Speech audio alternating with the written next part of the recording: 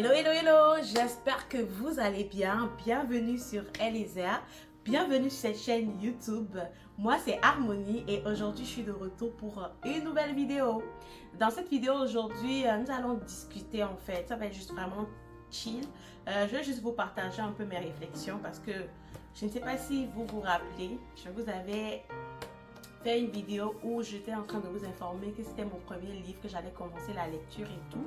Et oui, j'ai commencé et j'avais mentionné que je devais venir de temps en temps vous partager un peu les choses qui m'ont en fait, qui m'ont saisi dans la lecture en fait, des choses qui m'ont impacté, qui m'ont en fait ouvert les yeux.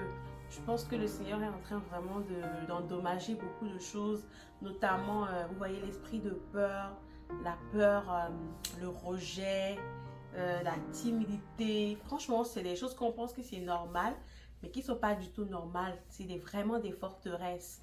Et aujourd'hui, je vais rapidement vous partager une petite séquence que qui m'a vraiment touchée. Je vous partage et puis je vous dis ce que je pense en fait par rapport à ça. J'espère en fait que toutes les personnes qui sont tombées sur l'ancienne vidéo où j'étais en train de partager le livre, vous avez pu prendre le temps d'acheter, vous avez pu acheter et que vous avez également commencé votre lecture parce que ce livre, franchement, si vous ne le lisez pas cette année et que vous devez le remettre encore l'année prochaine, vous allez prendre beaucoup de temps pour changer de mentalité, pour transformer en fait tous les raisonnements et forteresses qui sont en vous. Parce que tant aussi longtemps que les forteresses, les pensées limitantes qui sont là, qui sont en vous, ne seront pas complètement, ne vont pas complètement se taire en fait, ne vont pas complètement quitter pour donner place à de nouvelles pensées, à les pensées de Christ, il sera beaucoup difficile d'avancer dans la vie. Moi, en tout cas, moi, je vous le partage et je vous le dis sincèrement, c'est l'impression que j'ai. J'ai comme l'impression en fait que si je ne fais pas un ménage, si je ne travaille pas dans mes pensées, si je ne travaille pas dans, en fait, dans tout ce qui est en moi, tout ce qui a été emmagasiné dans cette boîte noire-là qui est mon âme, depuis mon enfance jusqu'à maintenant, il y aura beaucoup de choses que je ne pourrai pas faire. Ou soit je vais commencer les choses, mais je ne vais pas pouvoir avancer plus que ça. Je ne vais pas être trop long, je vais rentrer dans le vif du sujet. Mais avant de rentrer dans le vif du sujet, je voudrais remercier toutes les personnes qui ont pris le temps de s'abonner et qui nous ont rejoints. Je voudrais vous dire merci, vous êtes à la bonne place et connectés à la bonne chaîne. Pour toi qui tombe cette vidéo pour la première fois ou cette chaîne pour la première fois, je t'invite à t'abonner, à activer la cloche de notification afin de ne manquer aucune de mes prochaines vidéos parce qu'ici, nous parlons entrepreneuriat, mindset, foi, succès, tout ce dont nous avons besoin en fait pour révéler la meilleure version de nous-mêmes. Alors, si ce sont des sujets qui t'intéressent et qui te parlent, abonne-toi. Alors, dans mes lectures, je suis arrivée vraiment quelque part là. Je suis déjà bien avancée, mais c'est un peu plus en arrière. À la page 38, hein, il est écrit les forteresses sont un guet-apens, une arête, une embûche dans le plan de Dieu pour notre vie. Une embuscade contre votre destinée. Il ne faut jamais sous-estimer une forteresse. La forteresse du rejet, par exemple, ne vous empêche pas de servir Dieu ni de travailler. Le problème, c'est qu'elle va vous faire servir, travailler pour acheter l'amour, l'affection, la reconnaissance, l'appréciation des gens. Vous ferez les bonnes choses, mais pour les mauvaises raisons. Je ne vais même pas avancer plus que ça. Il y a beaucoup d'entre nous, beaucoup de personnes qui vivent l'esprit de rejet. Il y a beaucoup de personnes qui sont confrontées et qui ne sont même pas conscients que c'est un esprit. Est-ce qu'il vous arrive de faire des choses pour plaire aux autres? Est-ce qu'il vous arrive des fois de vous sacrifier juste parce que vous voulez que les gens vous aiment? Est-ce qu'il vous arrive des fois de vous plier en quatre pour des personnes? Eh bien, en fait, si vous êtes confronté à ce genre de choses, je vous informe aujourd'hui que cette façon de faire s'appelle l'esprit de rejet. Et généralement, les personnes qui vivent ce type de choses, en fait, sont des personnes qui ont grandi dans leur vie avec beaucoup de paroles négatives. Ce sont des personnes, en fait, d'abord, je vais prendre les parents parce que ce sont les parents, en fait, qui sont les premières personnes qui investissent beaucoup de choses dans notre âme. Des personnes qui, les parents, en fait, exemple, minimisés, ont beaucoup critiqué. Des personnes à qui les parents ont dit, en fait, qu'ils sont capables de rien, qu'ils sont nuls, qu'ils sont pas capables de réussir. Des personnes qui n'ont pas, en fait, reçu assez d'amour quand ils étaient enfants. Des personnes qui n'ont pas ressenti de l'amour de leurs parents. Exemple, des personnes qui, soit leurs parents les ont laissés très tôt, ils ont vécu avec des gens de la famille qui les ont maltraités, qui les ont brimés, qui les ont rejetés. Et ces personnes, en grandissant, en fait, coûte que coûte, en fait, recherchent l'amour des autres. Recherchent, en fait, l'approbation des autres. Le fait de se faire valider par les autres. Cette façon de faire, en fait, je peux vous assurer, il y a la partie où ça dit, en fait, que c'est une embuscade contre votre destinée. Cette façon de faire peut vraiment plomber toute une destinée. Cela peut plomber toute une vie. Parce qu'en fait, il y a des choses que Dieu vous demande de faire. Et juste parce que vous vous demandez, si je fais ça, qu'est-ce que les gens vont dire? Ou bien, qu'est-ce que les gens vont penser? Parce que vous êtes dans l'optique, en fait, de plaire aux autres. Pas plaire à Dieu, mais plaire aux autres. Et dans cette façon de faire, dans cet objectif, vous recevez la chose, mais vous ne le faites pas. Parce que vous êtes concentré sur les qu'en dira-t-on? Qu'est-ce que les gens vont dire? Qu'est-ce que les gens vont penser? Ah non, moi, il y a telle personne qui est là, je ne peux pas faire telle chose parce que, voilà. Prenons le temps, en fait, si vous vous retrouvez dans cette situation, prenez le temps de prier Dieu. Demandez l'aide de Dieu pour vraiment renverser cette forteresse. Parce que, en fait, parmi toutes les forteresses, c'est la forteresse, je peux dire, elle fait partie plutôt des forteresses très, très, très agressives, très sévères, en fait. Qui peut, en fait, vous mettre dans un statu quo complet. Parce que peu importe ce que vous allez faire, les gens ne vont... En fait, il y en aura qui vont vous aimer et il y en aura qui ne vont pas vous aimer. Alors, vous n'avez pas besoin de l'amour des autres ou de l'approbation des autres pour avancer. Vous avez plutôt besoin, en fait, de l'approbation de Dieu et de l'amour de Dieu. La parole de Dieu dit que Dieu, lui, nous aime de façon inconditionnelle. Dieu, en fait, il n'a pas attendu que nous fassions des bonnes actions, que nous posons des bonnes actions. Il n'a pas attendu que nous soyons parfaits pour nous aimer. Son amour n'est pas conditionné par notre comportement. Son amour n'est pas conditionné par nos actions, par nos actes. Non, Dieu nous aime, un point, c'est tout. Mais l'homme ne va pas vous aimer comme ça.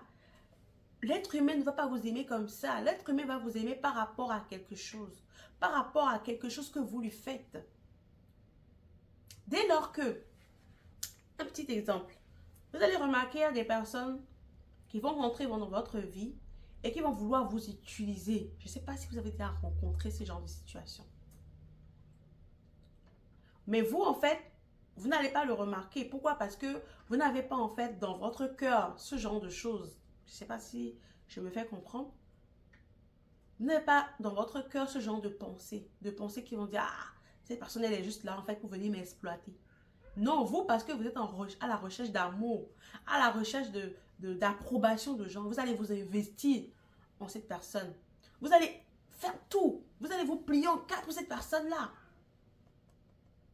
Mais le jour, en fait, que vous n'allez pas être capable de faire ce que la personne veut, vous allez remarquer que la personne va changer de face. Elle va changer de casquette. Elle va changer, en fait, de visage. soyez alerte. Si vous faites face à ce genre de situation, ou bien si vous rencontrez ce genre de personnes, détectez que vous-même, vous avez déjà, premièrement, un esprit de rejet.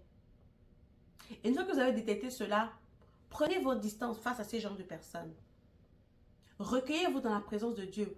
Prenez un recul et demandez à Dieu comment vous pouvez fonctionner, comment vous pouvez vous comporter avec ces gens-là.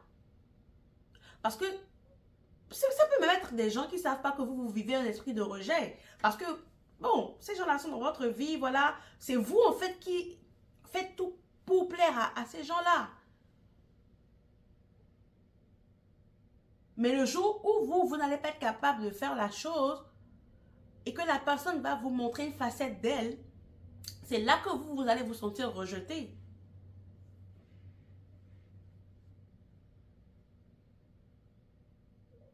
Et en fait, pour ne pas que votre destinée soit plombée, pour ne pas que votre destinée, en fait, que vous fassiez du surplace, que vous fassiez que vous tournez en rond, vous devez travailler ardemment, vous devez prier ardemment pour que le Seigneur brise cette forteresse-là. Il y a plus loin quelque part où ça dit en fait que la prison du rejet est cruelle. Elle détruit votre confiance, votre estime personnelle. Elle vous abaisse au point où vous êtes prêt à tout. Oh, c'est profond. À vous plier en quatre devant les désirs des autres, ce que je viens de dire tantôt. Juste pour vous faire sentir aimé. Parce qu'une voix mensongère vous convainc que vous n'êtes ni aimé ni désiré. Une personne qui n'a pas confiance en elle ne pourra rien faire de bon dans sa vie. Une personne qui n'a pas confiance en elle ne pourra pas avancer, ne pourra pas impacter, ne pourra pas challenger d'autres personnes. Donc vous voyez, de l'esprit de rejet, il y a d'autres limitations qui s'installent. Donc l'esprit de rejet, en fait, c'est comme si lui seul, en fait, il est... Je vais vous dire que vous voyez quand on met un titre, voilà, titre, esprit de rejet. Dans l'esprit de rejet, il y a le manque de confiance, il y a la peur, il y a le manque d'amour, il y a les limites. Vous voyez tout ça là? Juste l'esprit de rejet. Dieu a déposé une destinée en vous.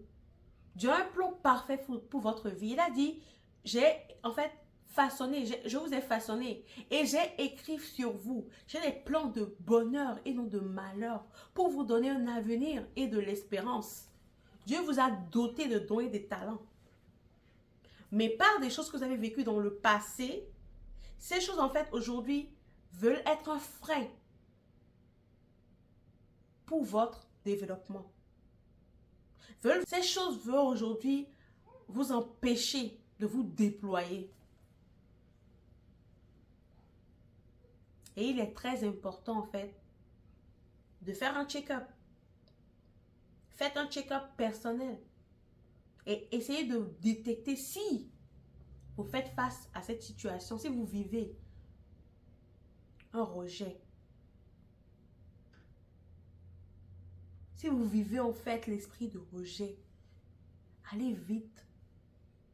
Déjà, commencez à méditer par rapport à cela. Qu'est-ce que Dieu dit de vous? Et ensuite, de prendre le temps de prier et de soupirer à Dieu pour que Dieu enlève en fait toutes ces choses que vous avez eu à vivre, toutes ces histoires que vous avez eu à vivre dans votre passé, dans votre enfance, avec lesquelles vous avez grandi, qui ont semé en fait, qui ont vraiment pris le temps de bien installer cet esprit-là en vous. Parce qu'au début, ce n'est pas encore un esprit. Au début, en fait, c'est juste en fait des choses que vous vivez naturellement. Mais à force que ces choses se répètent et ne cessent de se répéter et continuent à se répéter et que ces pensées en fait viennent pour vous dire vous n'êtes pas aimé, vous n'êtes pas apprécié, vous n'êtes pas capable, les gens ne vous apprécient pas. Genre, ces pensées reviennent et que vous finissez par les accepter, ça s'installe. Et c'est là que ça devient comme un esprit parce que l'esprit maintenant vient, parce que l'esprit en fait s'identifie dans le monde spirituel. Vous pensez que vous ne parlez pas, mais même vos pensées en fait vous attirez à vous des choses. Donc en fait, ces pensées-là maintenant attirent cet esprit qui va s'installer, qui va prendre complètement la place. C'est là que vous allez voir des gens qui sont matures, qui sont grands, qui sont adultes, mais en fait, qui ont un manque de confiance en elles, qui vivent en fait dans une cage, qui n'arrivent pas à se déployer, qui n'arrivent pas à évoluer, qui n'arrivent pas à, en fait, à sortir de leur zone de confort tout simplement. Parce qu'ils sont emprisonnés par des limitations, par des paroles blessantes, par des paroles dégradantes qu'elles ont eu à entendre dans leur enfance, dans leur passé. En tout cas, bref. Vous n'êtes pas ce que vous faites. Vous êtes ce que Dieu dit que vous êtes. Donc, allez chercher. Qu'est-ce que Dieu dit de vous? Pour comprendre et pour savoir ce que j'ai dit de vous, vous devez méditer sa parole. Je ne vais pas être plus long dans cette vidéo. On se retrouvera forcément pour une autre vidéo où je vous développerai encore d'autres points très importants dans ma lecture. Mais pour le moment, laissez-moi dans les commentaires, lorsque vous avez pris le temps de lire, vous, ce que vous avez reçu comme révélation, ce qui vous a challengé, ce qui vous a motivé, ou par rapport à cette vidéo, ce que vous comprenez en fait par rapport à l'esprit de rejet. On se retrouve très prochainement pour une autre vidéo. Partagez cette vidéo à une personne que cela pourrait aider. Et si c'est pour la première fois que vous tombez sur cette chaîne YouTube, abonnez-vous, activez la cloche de notification afin de ne manquer aucune des prochaines vidéos. Et d'ici là, je vous dis à très vite.